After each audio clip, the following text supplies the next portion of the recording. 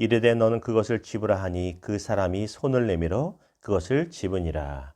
아멘. 오늘 말씀을 가지고 도끼를 건져주시는 예수님이란 주제와 제목으로 주의 마음을 같이 나누기를 원합니다. 여러분, 전래동화 중에, 우리나라 전래동화 중에 금도끼, 은도끼란 이야기 아시죠? 그건 아마 누구나 다 알 겁니다.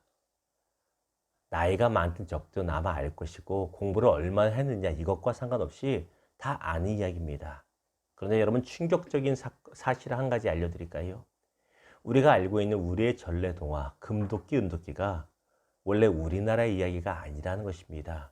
원래는 우리가 잘 아는 외국의 이솝 우화 중에 하나로서 헤르메스와 간사한 나무꾼의 이야기라는 제목의 이야기입니다. 그런데 조선시대 말기, 이제 한국이, 조선이라는 나라가 근대화될 때 서양에서 들어온 이야기가 바로 헤르메스와 간사한 나무꾼이라는 이야기고, 그것을 우리나라에 맞춰서 당시의 지식인들이 헤르메스라고 하는 그리스 신을 우리나라의 산신령으로 바꿔서 금도끼, 은도끼라는 이야기를 만들었다는 것입니다. 깜짝 놀랐습니다. 저서 이 사실을 알고. 근데 그 출처가 우리나라 것이든 외국 것이든 참 좋은 이야기고 교훈을 주는 이야기죠. 어떤 이야기입니까? 옛날에 가난하지만 착하고 성실한, 부모도 잘 섬기는 한 나무꾼이 있었지요. 그 나무꾼에겐 도끼 하나밖에 없었어요. 쇠로 된 도끼. 그걸 가지고 나무를 해서 가족을 부양하고 부모에게 효도하며 사는 사람이었는데, 하루는 나무를 하다가 이 손에서 빠져서 연못으로 빠지잖아요. 어찌아빠 울고 있는데 펑 하는 소리와 함께 산신령이 나타나죠. 그렇죠. 이 도끼가 네 도끼냐? 금도끼를 가지고 와서 물어봅니다. 아니라고 그러고, 은도끼를 가져와서 이 도끼가 네 도끼냐 하지 아니라고 합니다. 그러자 참 착하다라고 하고 금도끼, 은도끼, 쇠도끼를 다 주었다는 이야기. 그리고 2부에 보면 나쁜 동네 성격 나쁜 사람이 속이려고 쇠도끼를 일부러 빠뜨렸다가 찾지 못했다는 이야기, 이 교훈을 주는 것이 바로 우리가 잘 아는 이야기입니다. 자, 왜 이야기를 길게 했냐면 이 금도끼 이야기와 비슷한 이야기가 성경에도 나온다는 것입니다. 어디에? 바로 우리가 오늘 아침에 같이 교독한 오늘 본문입니다. 오늘 본문은 우리에게 크게 두 가지 교훈을 주는 것을 보게 됩니다. 함께 나눕니다. 첫 번째 교훈은 우리 주님 보시기에 아무리 선한 일을 할지라도 어려운 위기를 만날 수 있다라는 것입니다. 다시 말씀드립니다. 우리 주님이 보실 때 참 착하다, 좋은 일을 하는 일을 우리가 계획하고 실행한다 할지라도 예기치 못한 큰 어려움과 위기를 만날 수가 있다라는 것입니다. 엘리사 선지자 시절에 선지자가 되기 위하여 공부하고 훈련받는 제자들, 지금으로 말하면 신학생들이 굉장히 많았습니다. 그런데 훈련받는 장소, 신학교죠. 당시에는 이 기숙사 생활처럼 하면서 같이 훈련받았나 봐요. 먹는 것도 같이 먹고 동고동락하면서. 이 신학교가 너무너무 비좁아서 더 이상 어떻게 할 수가 없는 겁니다. 이 새로운 장소로 옮겨야 됩니다. 근데 문제가 있죠. 무엇이냐면 예나 지금이나 신학생들은 거의 가난합니다. 가진 게 없어요. 그러다 보니까 포기해야 되는 상황에도 불구하고 이 신학생들이, 이 선지자 제자들이 참 기특한 마음을 품습니다. 우리 포기하지 말고 집 좀 만듭시다. 그리고 가난해서 돈이 없어 다른 사람을 쓸 수 없으니, 연장도 없으니 연장도 다 빌려다가 자기들이 스스로 나무를 해서 신학교를 또 기숙사를 만드는 것입니다. 그것이 오늘 본문의 배경입니다. 얼마나 좋아요. 얼마나 기특하고 칭찬받을 만한 일입니까? 어려운 시기에 하나님의 제자가 하나님의 종이 되는 것도 놀라운 결단이지만, 어려운 중에 포기하지 않고 내 열심을 다해 최선을 다해 한다는 것, 이거 귀한 것이잖아요. 그런데 이 귀한 마음에도 불구하고 사건이 발생합니다.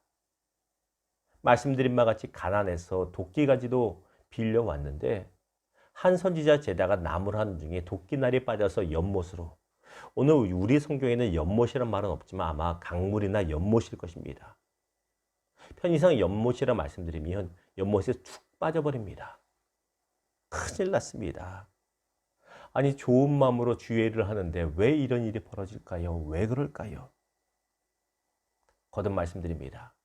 우리 주님 보시기에 아무리 좋은 일을 할지라도 어려움을 만날 수가 있다라는 것입니다.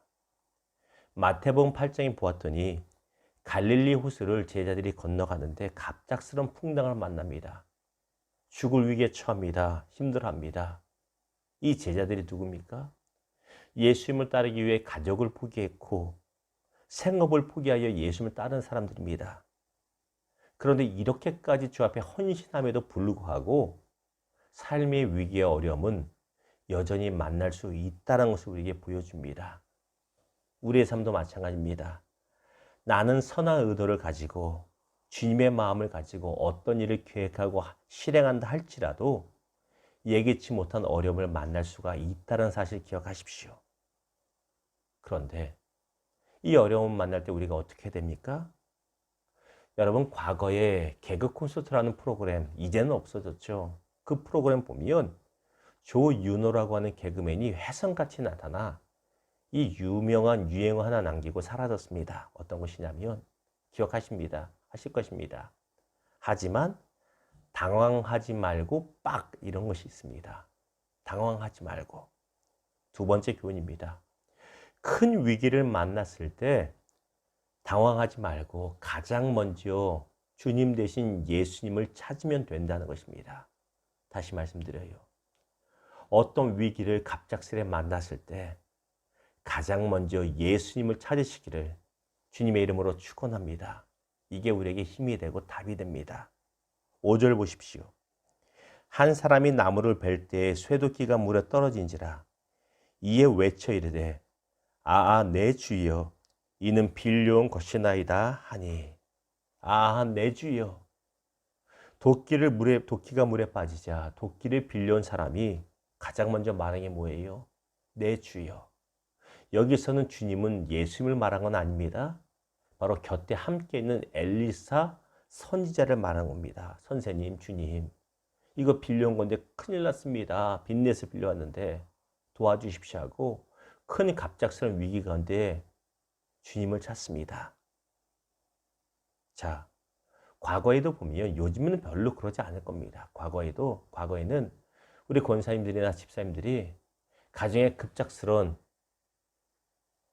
어려움, 큰 위기를 만나면 누굴 먼저 찾아와요?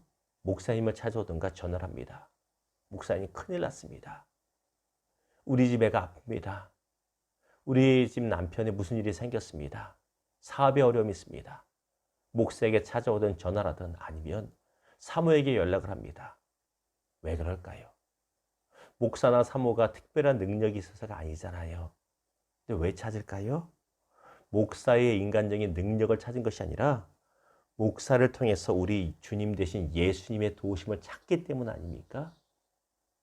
오늘 선지자 제자가 내 주여하고 엘리사 선지자를 찾은 것도 엘리사 선지자가 능력이 있었지만 그의 능력의 근원 되시는 하나님을 찾은 것이라고 우리가 볼 수 있는 것입니다.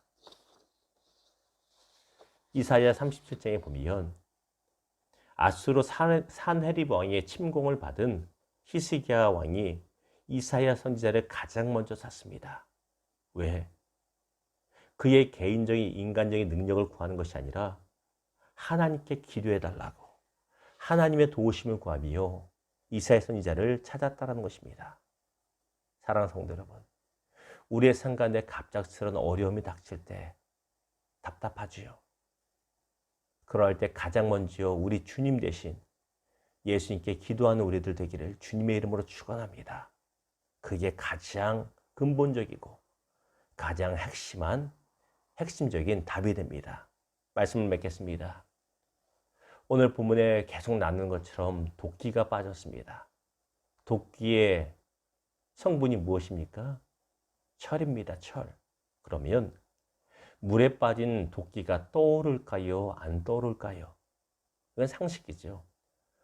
쇠니 철이니 당연히 떠오르지 않습니다. 그런데 오늘 말씀 보면 엘리사가 나뭇가지를 물에 던짐에 도끼가 떠올랐고 이 도끼를 집어서 꺼냈다라고 말하고 있습니다. 이건 비과학적이고 비상식입니다. 아니, 상식을 뛰어넘고 과학을 뛰어넘는 기적입니다. 우리가 삶 가운데 만나는 어려움 중에 내 능력과 지혜와 상식으로 해결할 수 없는 문제들이 참 많습니다. 우리가 자녀를 키우다 보면 자녀가 당하는 어려움 있잖아요. 갑작스러운 어려움. 이 부모로서 어떻게 도와줄 수 없는 부분이 참 많아요. 그러나 우리 삶이 아무리 크고 어렵고 갑작스러운 어려움, 위기를 할지라도, 문제를 할지라도 크고 위대하신 우리 주님 앞에서는 아무것도 아님을 기억하시기를 주님의 이름으로 축원합니다. 그러므로 갑작스러운 어려움이 생길 때 기도하는 겁니다. 급한 어려움, 큰 산 같은 문제가 만날 때 예수님을 먼저 찾는 겁니다. 오늘 하루, 또한 이번 11월 갑작스러운 위기, 답이 안 보이는 삶의 어려움을 당할 때 당황하지 마시고 가장 먼저 우리 주님 대신 예수 그리스도께 간구하여 구원의 기적을 맛보는 우리 모두 되기를 주님의 이름으로 축원합니다. 성경이 약속합니다. 지혜가 부족하냐 구해라 그럼 주겠다. 내 이름으로 무엇인지 구하든지 내가 역사하겠다고 말씀하십니다. 이 말씀 굳게 붙주시고 이 새벽에도 기도하시고 오늘 하루 이번 11월 승리하는 우리 모두 되기를 다시 한번 주님의 이름으로 축원합니다. 기도하겠습니다.